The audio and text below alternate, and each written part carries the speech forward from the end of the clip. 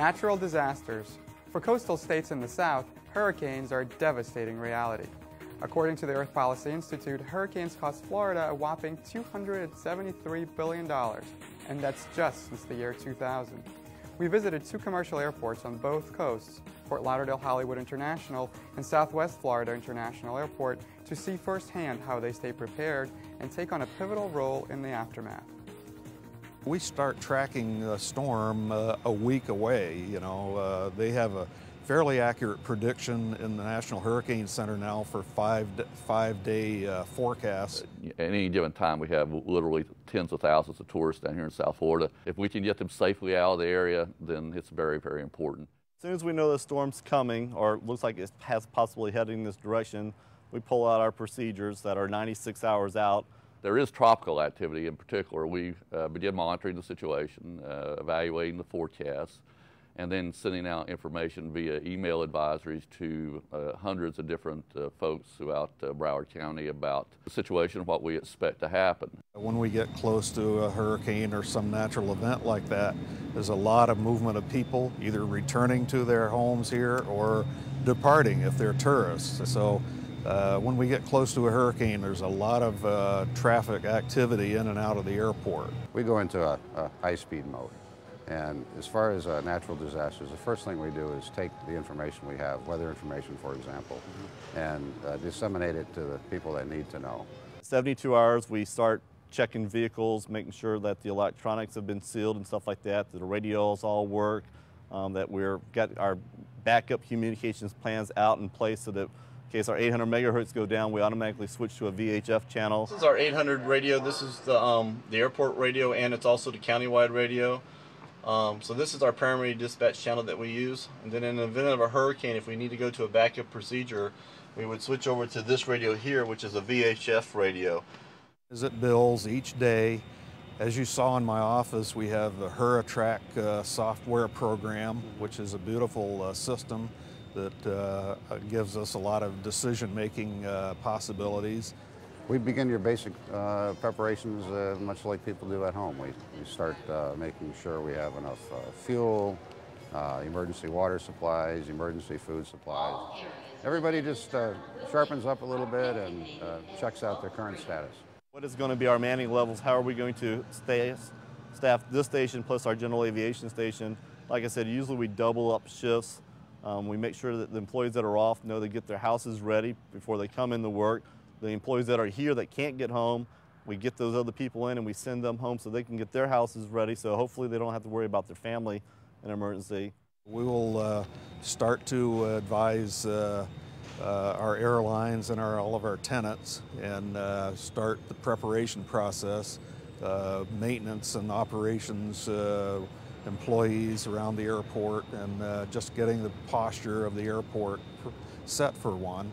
As it becomes more of a threat to South Florida, we begin ramping up our emergency ops and begin getting the folks ready that need to come in here to prepare for a storm. We kind of go into almost a lockdown mode where we're not looking for more people to come in, nobody else is going home. You're here to ride out the storm until it's safe to leave back again.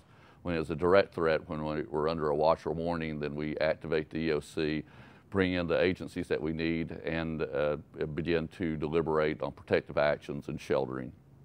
We go to code red alerting telephone system, so we might be calling them in the middle of the night to advise them of the impending storm as landfall. This is the county's nerve center. This is where we make all decisions that could impact almost anyone throughout Broward County, in terms of evacuations, road openings and closures, various other, curfews, those types of things. In a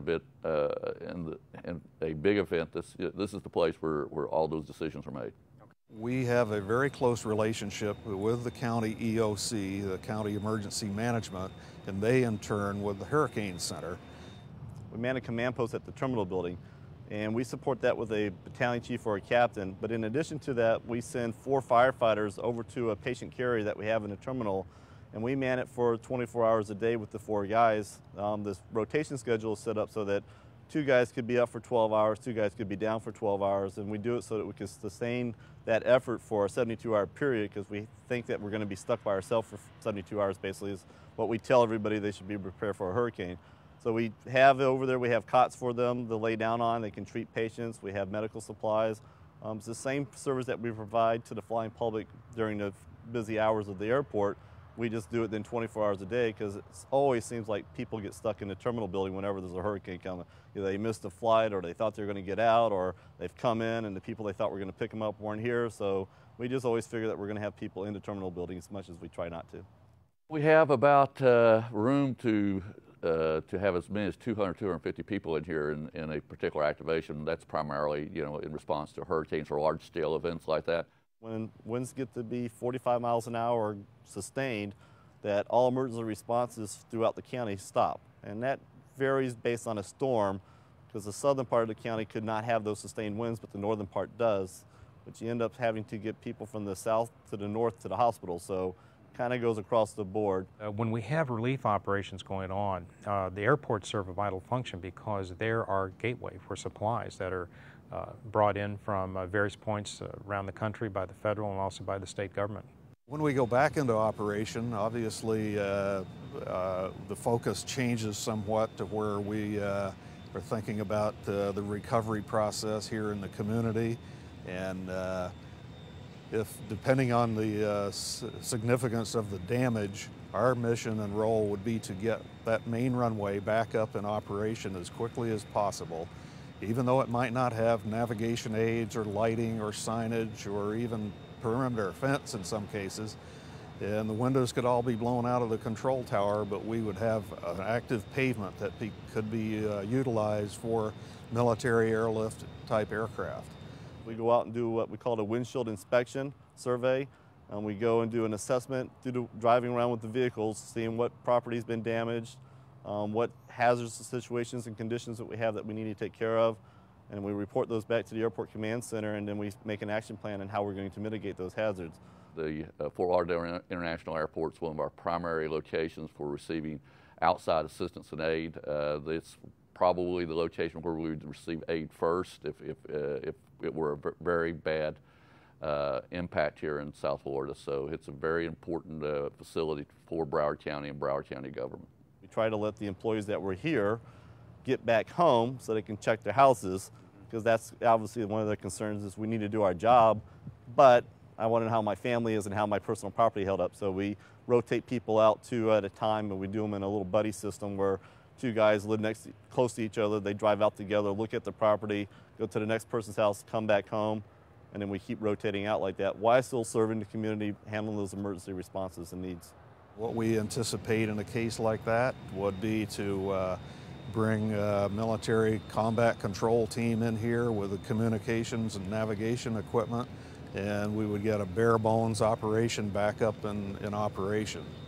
We work very well with the other neighboring fire departments. We're unique that we got 21 different fire departments in our county, but we all have a good relationship, mutual aid programs in there, and it seems to work very well in an emergency, not only for the county, but at the airport. All the operations, maintenance, and all the other departments, police department, we work very well together and just get the job done. For Aviation News Today, I'm Alex Gertson.